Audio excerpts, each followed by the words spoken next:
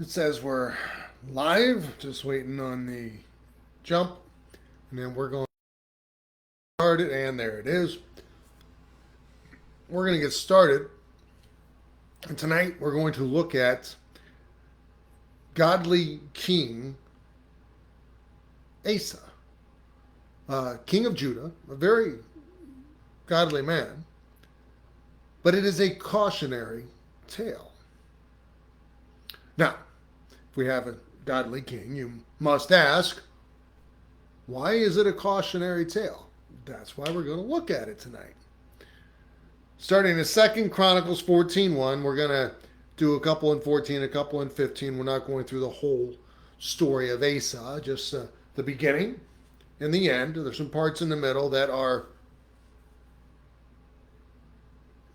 I'll let you read on your own to get the pertinence. 14:1 of 2 Chronicles. So Abijah slept with his fathers, and they buried him in the city of David, and Asa his son reigned in his stead. In his days the land was quiet 10 years. And Asa did that which was good and right in the eyes of the Lord his God. Not the eyes of the Lord God, the eyes of the Lord his God. For he took away the altars of the strange gods and the high places, and brake down the images, and cut down the groves. He commanded Judah to seek the Lord God of their fathers, to do the law and the commandments. Also he took away out of all the cities of Judah the high places and the images, and the kingdom was quiet before him. And he built fenced cities in Judah, for the land had rest. He had no war in those years, because the Lord had given him rest. He set about doing what God asked of the kings of Judah and Israel, and he has done just that. Abijah, his father, was the son of Rehoboam. Abijah was a godly king. Rehoboam, if you will remember, he took over from Solomon. And when the men came to him, Israel and Judah, they were all still Israel. And the men came to him and said, hey, your father was hard on us. Relax us a little bit. Give us a little bit of freedom. And Rehoboam consulted with his advisors, the young advisors who said, no, I'm going to be harsher than my father. And the old advisors who said, yes, be softer. Well, Israel split from Judah. Judah went with Rehoboam. The other tribes went to Jeroboam. Rehoboam was not a smart man. His son, though, Abijah, was a godly king. And so he is ruling over Judah. He was a mighty king, a man of war, and he ruled justly. More importantly, when Abijah passed, he left a godly son in place to take over for him. This son, Asa, was a godly king and did that which was right in the eyes of his God. He removed the altars, the high places of the false gods. He commanded Judah, his nation, to seek the God of their fathers. And Judah listened. The king, the leader of the land, brought revival back in. He took the high places down. He removed the idols and the images out of the cities. He didn't just proclaim God. He led by example. He followed after God. He led by example. 2 Chronicles 15:17. But the high places were not taken away out of Israel. Nevertheless, the heart of Asa was perfect all of his days. Now, Asa's king in Judah. Rehoboam's kingdom. Abijah's kingdom. Now it's Asa's kingdom. His heart was perfect. He followed after God all of his days. Israel, Jeroboam, and his son did not. Judah split off from Israel because of Rehoboam's foolishness. Jeroboam brought idolatry into Israel. The golden calves, he put them in two different places, Jerusalem and Bethel. He brought idolatry in. And he put up these altars so that the people didn't have to go to Jerusalem. Because he feared that if they went to Jerusalem to worship, he would lose his kingdom. So he took his people into idolatry to keep his power. Asa cleaned up Judah, reset God's worship. Two different men, two very different ways of doing things. 2 Chronicles 15:18, talking about Asa again. And he brought into the house of God the things that his father had dedicated, and that he himself had dedicated, silver, gold, and vessels. And there was no more war until the 35th year of the reign of Asa. So he's gone about 20 years in Judah with no war. 20 years of a godly king. 20 years of peace and rest. And the nation of Judah prospered. In fact, the war that they did have was because he was attacked, not because he went out. And again, that's the things that I'm going to let you read on your own. They're pertinent, but not necessary to what we're about to get to. I would tell you to read it, well, all of the Old Testament, as an example, because the Old Testament is full of good tales, cautionary tales, and very, very bad ones. So things to do, things not to do, and things definitely not to do. You can find all that in the Old Testament. It's a great, great reading for examples for the mighty men who made mistakes, but were still used of God. It's just full of examples, and will exhort you. Tales of redemption, tales of woe. I mean, at one time in the Old Testament, it was in Kings, 1 Kings, 2 Kings. If you ever watched Game of Thrones, Game of Thrones had nothing on what was going on in Israel and Judah. It was fascinating stuff that was going on. So Chronicles 16:1. In the 6th and 30th year of the reign of Asa, Baasha, king of Israel and Judah, 12 tribes split off. Baasha, king of Israel, came up against Judah and built Ramah, to the intent that he might let none go out or come in to Asa, king of Judah.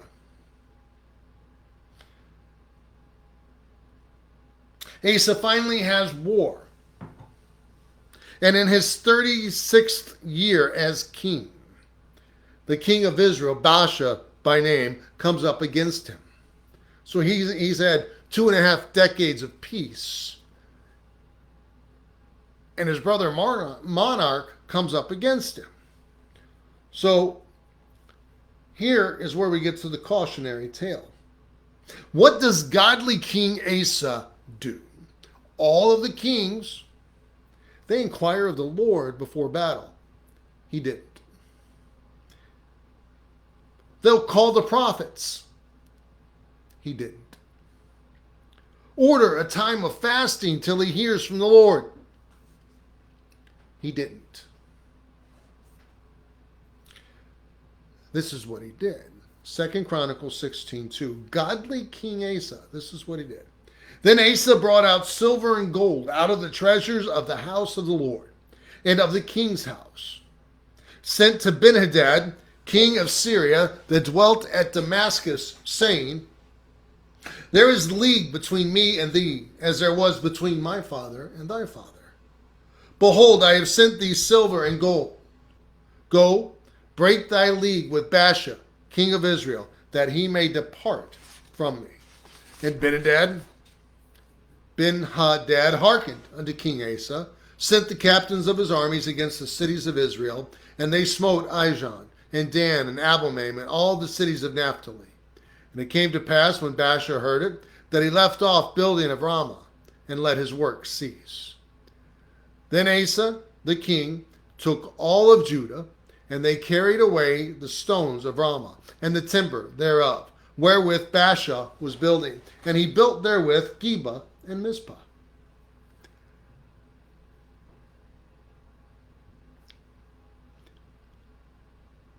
Israel comes up against Judah. Judah's in a city. Israel starts building a city up against Judah so that Judah can't come in or go out. Their way is obstructed. Asa went to Ben-Hadad, the king of Syria, rather than to God. And he said, look, he took treasures from the house of God. He took God's possessions that had been dedicated to God. And he bought Ben-Hadad with God's treasure.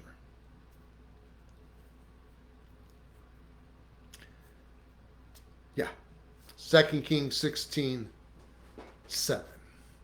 And at that time, Hanani, the seer, came to Asa, king of Judah, and said unto him, because thou hast relied on the king of Syria, and not relied on the Lord thy God, therefore is the host of the king of Syria escaped out of thine hand.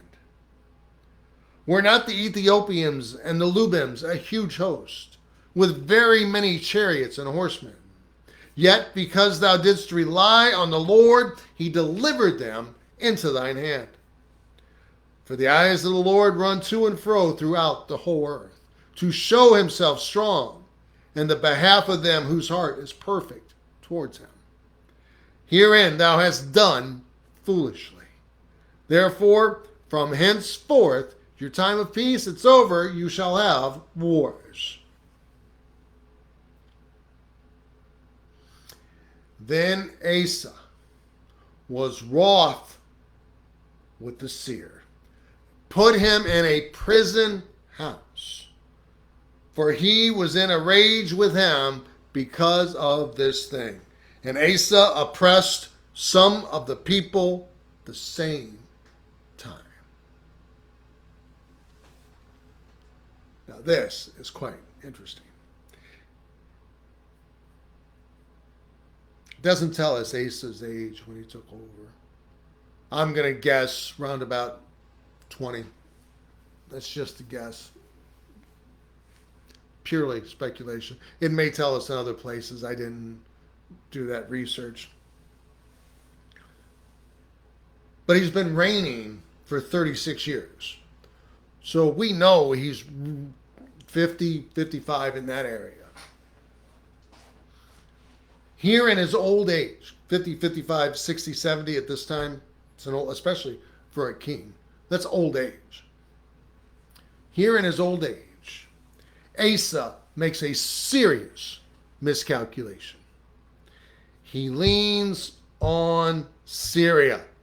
He buys mercenaries with God's treasure rather than relying on God. He calls on an old alliance who has a mighty force rather than on the God he serves so faithfully. Then, what does he do? He blames the messenger. He blames the seer rather than himself.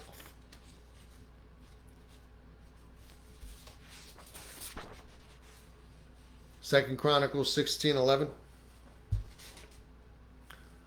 And behold, the acts of Asa, first and last, they are written in the book of the kings of Judah and Israel.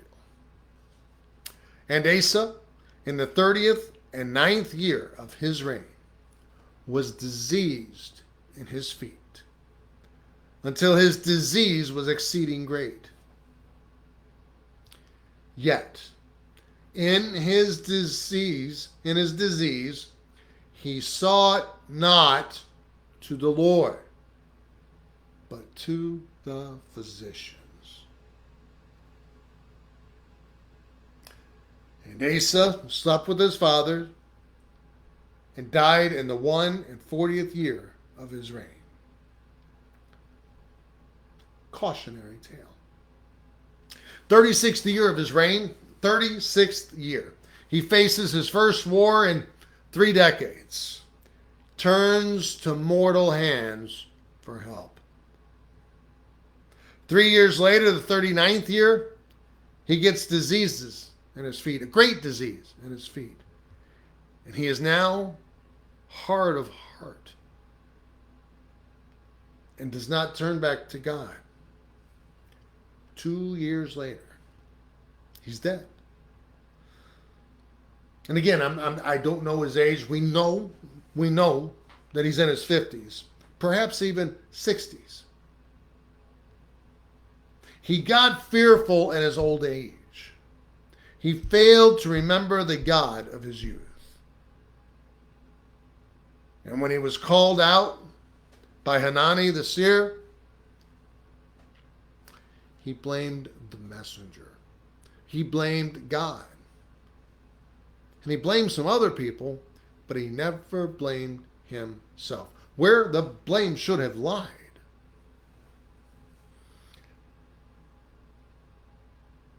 I'm going to speculate for a moment, based off I'm his age,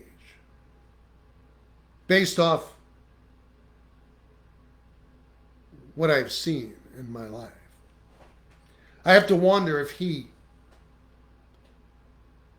in his heart, if he thought, I have served so faithfully all of these years, and this one thing, and God's going to take everything away from me?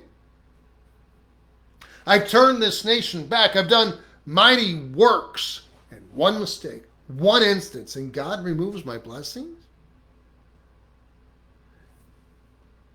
And again, this is paraphrasing. This is supposition.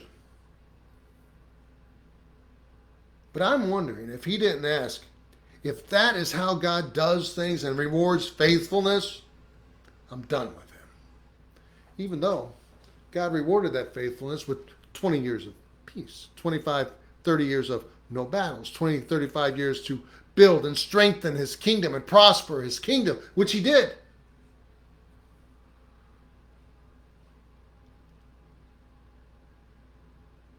And then, in his old age, he turned to what he had known for the last 25, 30 years. Men.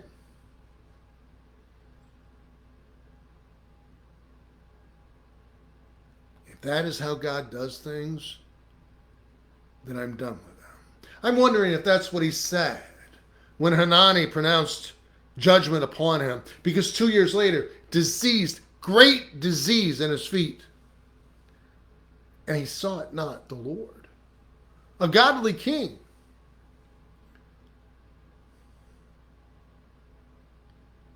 None of us have ever done that, right?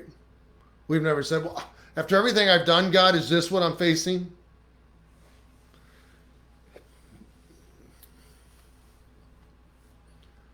God has never known a day where he isn't faithful. He expects the same from us. And if we do fail, do we harden our heart and turn away and never get back to him? No. No, when we sin, we're to turn to him and say, forgive me, I'm sorry. Turn from that sin and back to him. Asa didn't do that. Asa turned from him and hardened his heart. Asa got hurt in his feels, and it cost him. Stay out of your feels.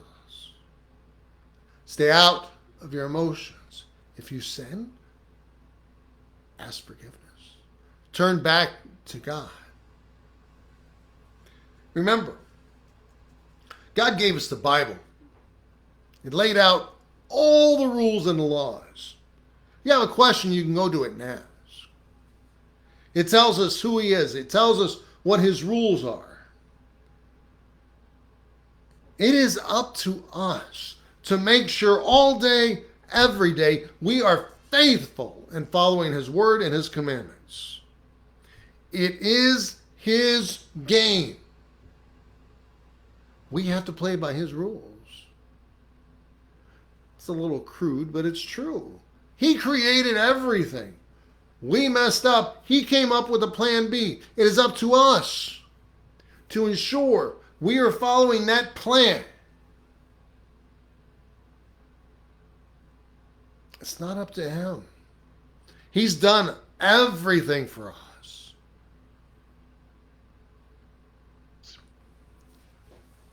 Asa is a godly king. It says so. He was perfect in his heart. I don't know how many of us could get that kind of a title. But after 20, 25, 30 years of peace, he leaned unto his own understanding. He panicked when he was facing a siege. He didn't turn to God. He turned to what he knew. A cautionary tale. Faithfulness is rewarded. If you step away from it for even a moment, it can stop all of the blessings. King Asa, a godly king, but also a cautionary tale.